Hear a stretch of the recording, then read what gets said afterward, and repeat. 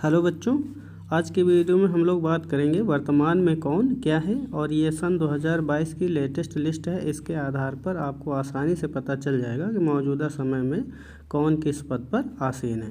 तो चलिए सीरियल से देखते हैं। सबसे पहले हम बात करेंगे भारत की 15वीं राष्ट्रपति कौन है। तो बच्चों, भारत की 15वीं राष्ट्रपति हैं आपकी द्रौपदी मुर्मू, और इन्होंने स्थान लिया है श्री रामनाथ कोविंद का। ठीक है, आपको याद रखना है 15वें नंबर की आपके राष्ट्रपति हैं। अगला प्रश्न है, भारत के 14वें उपराष्ट्रपति कौन है। तो बच्चों, भारत के 14वें उपराष्ट्रपति हैं आपके जगदीप धनखड़। ये भी हाल ही में निर्वाचित हुए हैं और इन्होंने स्थान लिया है एम वेंकैया नायडू का। ठीक है, इसके बाद में हम लोग बात करते हैं कि भारत के 15वें प्रधानमंत्री कौन है। तो बच्चों, भारत के 15वें प्रधानमंत्री हैं आपके नरेंद्र मोदी। इनका नाम आप ऑलरेडी पहले से जानते हैं। ठीक है, अगला प्रश्न है कि 17वीं लोकसभा के अध्यक्ष कौन है। तो बच्चों, 17वीं लोकसभा के अध्यक्ष हैं आपके ओम बिरला जी। ठीक है, तो ये लोकसभा के स्पीकर हैं ओम बिरला जी। अगला प्रश्न है कि भारत के 49वें मुख्य न्यायाधीश कौन है। तो वो हैं आपके उदय उमेश ललित, यानी कि यूयू ललित हैं आपके 49वें मुख्य न्यायाधीश, यानी कि सर्वोच्च न्यायालय के मुख्य न्यायाधीश। इसके बाद में अगला प्रश्न देखते हैं, मुख्य चुनाव आयुक्त कौन है। तो मौजूदा समय में मुख्य चुनाव आयुक्त हैं आपके राजीव कुमार। इसके अलावा 2 लोग इसी ग्रुप में और शामिल हैं, जिनमें से एक हैं आपके अनूप चंद पांडे और दूसरे हैं राजीव कुमार। ये दूसरे पर्सन हैं राजीव कुमार। ठीक है, अगला प्रश्न है, इसके बाद में हम बात करते हैं भारत के सॉलिसिटर जनरल कौन है। तो बच्चों, भारत के सॉलिसिटर जनरल हैं आपके तुषार मेहता। ठीक है, आपको याद रखना है तुषार मेहता का नाम। ये हैं भारत के सॉलिसिटर जनरल। इसके बाद में हम लोग बात करेंगे कि भारत के महान्यायवादी कौन है। भारत के महान्यायवादी ये हैं आपके आर वेंकट रमणी। ये भी हाल ही में अभी चयनित हुए हैं, आर वेंकट रमणी। ये हैं भारत के एंटॉर्नी जनरल। ठीक है, इसके बाद में हम बात करते हैं कि नियंत्रक और महालेखा परीक्षक कौन है, यानी कि कैग। मतलब भारत के मौजूदा समय में नियंत्रक और महालेखा परीक्षक कौन है, वो हैं आपके गिरीश चंद्र मुर्मू। ठीक है, इनका नाम याद रखना, गिरीश चंद्र मुर्मू हैं आपके कैग मौजूदा समय में। ठीक है, अब इसके बाद में अगला प्रश्न है आपका कि सीजीए कौन है। मौजूदा समय में सीजीए हैं आपके सोनाली सिंह। ये 26 नंबर की आपकी सीजीए हैं। इसके बाद में अगला प्रश्न देखते हैं कि मुख्य सूचना आयुक्त कौन है। तो बच्चों, मुख्य सूचना आयुक्त हैं मौजूदा समय में यशवर्धन कुमार सिन्हा। ठीक है, तो ये यशवर्धन कुमार सिन्हा हैं आपके मुख्य सूचना आयुक्त। इसके बाद में अगला प्रश्न देखते हैं, नीति आयोग के अध्यक्ष कौन है। तो बच्चों, नीति आयोग के अध्यक्ष हैं आपके नरेंद्र मोदी, यानी कि जो वर्तमान प्रधानमंत्री होते हैं वही नीति आयोग के अध्यक्ष होते हैं। इसके बाद में अगला प्रश्न देखते हैं, नीति आयोग के उपाध्यक्ष कौन है। तो बच्चों, नीति आयोग के उपाध्यक्ष हैं आपके सुमन बेरी। अभी हाल ही में ये भी निर्वाचित हुए हैं और ये आपके 3rd नंबर के उपाध्यक्ष हैं। ठीक है, इसके बाद में अगला प्रश्न देखते हैं, जो कि है आपका नीति आयोग के सीईओ, यानी कि नीति आयोग के जो सीईओ हैं वो हैं आपके परमेश्वरन अय्यर। ठीक है, तो ये जो परमेश्वरन अय्यर हैं ये हैं आपके मौजूदा समय में नीति आयोग के सीईओ। इसके बाद में हम लोग बात करते हैं अगला प्रश्न, जो कि है आपका राज्यसभा के उपसभापति। तो राज्यसभा के उपसभापति हैं बच्चों हरिवंश नारायण। ठीक है, इनका नाम याद रखना है। बाकी आपको अगर ये कहा जाए कि ये बताइए कि राज्यसभा के सदस्य कौन है या राज्यसभा के सभापति कौन है, तो वो होते हैं आपके भारत के वर्तमान समय के उपराष्ट्रपति। जैसे इतने समय हैं आपके उपराष्ट्रपति जगदीप धनखड़, तो वो हो जाएंगे आपके राज्यसभा के सभापति। और अगर कहा जाए राज्यसभा के उपसभापति बताइए, तो ये हो जाएंगे आपके हरिवंश नारायण। ठीक है, इसके बाद में अगला प्रश्न हम देखते हैं।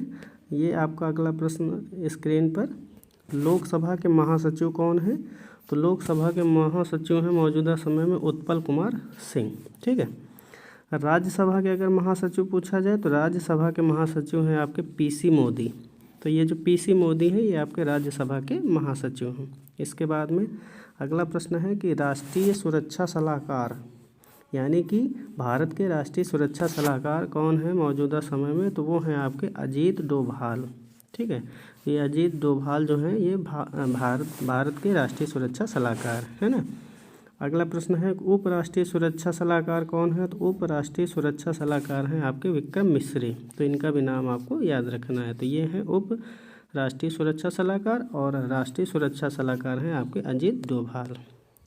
इसके बाद में अगला प्रश्न देखते हैं कि मुख्य आर्थिक सलाहकार कौन है। तो बच्चों मुख्य आर्थिक सलाहकार हैं वी अनंत नागेश्वरन, अभी हाल ही में चयनित हुए हैं। ये आपका इम्पोर्टेंट प्रश्न है कि जो मुख्य आर्थिक सलाहकार हैं वो कौन है, तो वो हैं आपके वी अनंत नागेश्वरन, अभी हाल ही में चयनित हुए हैं। इम्पोर्टेंट प्रश्न है, ये प्रश्न पूछा जा सकता है, ठीक है।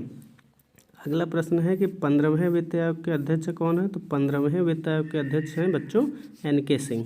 तो NK सिंह काफ़ी समय से इस पद पर आसीन है, तो इनका नाम भी आपको याद रखना है। अगला प्रश्न है कि 21वें विधि आयोग के अध्यक्ष कौन है। तो बच्चों 21वें विधि आयोग के अध्यक्ष हैं बलबीर सिंह चौहान, ठीक है। तो ये आपको क्वेश्चन याद रखना है।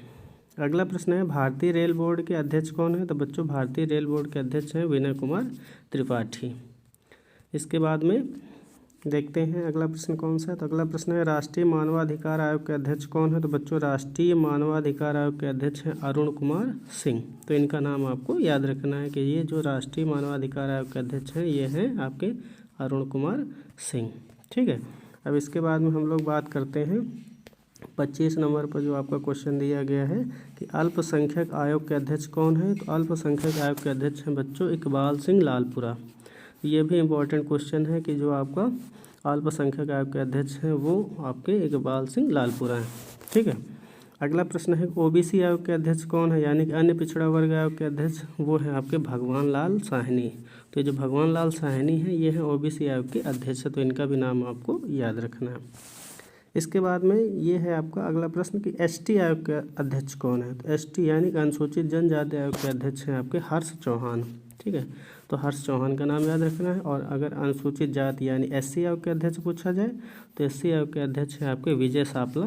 ये भी आपको याद रखना है कि SC आयोग के अध्यक्ष विजय सापला और ST आयोग के अध्यक्ष हर्ष चौहान है, ये आपको याद रखना है, ठीक है।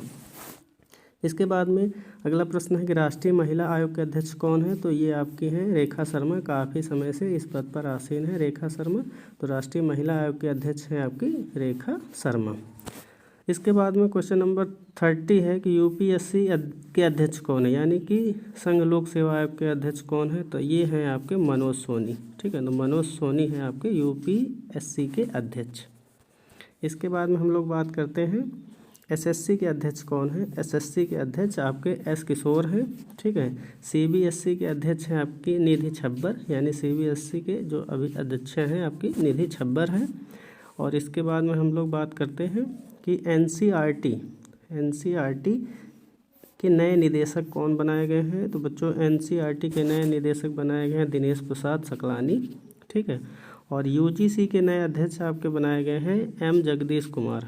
तो ये UGC के अध्यक्ष हैं M जगदीश कुमार और NCERT के निदेशक बनाए गए हैं आपके दिनेश प्रसाद सकलानी। अब इसके बाद में हम लोग बात करते हैं क्वेश्चन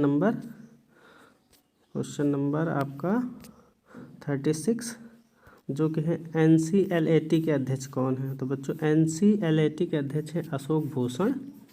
और इसके बाद में हम बात करते हैं इसरो के अध्यक्ष। ये आपका इम्पोर्टेंट क्वेश्चन है कि इसरो के अध्यक्ष कौन है। तो वो अभी हाल ही में चयनित हुए हैं S सोमनाथ। इन्होंने स्थान लिया है के सिवान का और ये 10वें नंबर के आपके अध्यक्ष हैं। इसरो के अध्यक्ष मौजूदा समय में S सोमनाथ, जिन्होंने स्थान लिया है के सिवान का। इसके बाद में हम लोग बात करते हैं DRDO के अध्यक्ष। तो DRDO के अध्यक्ष हैं आपके समीर वी कामत। ये भी हाल ही में चयनित हुए। समीर वी कामत आपके DRDO के अध्यक्ष हैं। अगला प्रश्न है विक्रम साराभाई अंतरिक्ष केंद्र के निदेशक कौन है। तो वो हैं आपके डॉक्टर उन्नी कृष्णन नायर, ठीक है। तो ये आपके डॉक्टर उन्नी कृष्णन नायर जो हैं वो आपके विक्रम साराभाई अंतरिक्ष केंद्र के निदेशक हैं। तो आज की वीडियो में हम लोगों ने 39 प्रमुख पदासीन अधिकारियों के बारे में बात करी, इनका डिटेल जाना। इससे आपको काफ़ी कुछ क्लियर हो जाएगा कि मौजूदा समय में यानी करेंट टाइम में कौन सा अधिकारी किस पद पर आसीन है। और यहाँ से 1 या 2 क्वेश्चन चाहे आपका जो भी कॉम्पिटिटिव एग्जाम हो उसमें पूछा जा सकता है, तो आपको इसका रिवीजन कर लेना है, ठीक है। चाहे आपका UPSSC हो, चाहे SSC हो, चाहे रेलवे हो, चाहे अदर कोई बोर्ड हो, चाहे आपका कोई सीटेड सुपर टेड, मतलब कोई भी एग्ज़ाम हो, तो यहाँ से एक क्वेश्चन बन सकता है और इम्पॉर्टेंट है, पूछा भी जा सकता है। तो आपको क्या करना है, इसका रिवीजन कर लेना है। आज की वीडियो में बस बच्चों इतना ही। अगर वीडियो अच्छा लगा तो प्लीज़ लाइक करें, शेयर करें, सब्सक्राइब करें। जो लोग चैनल में पहली बार आए हैं वो लोग चैनल से जुड़ें, जिससे कि हमें इसी तरीके की मोटिवेशनल वीडियो बनाने के लिए प्रेरित कर सकें। Thank you.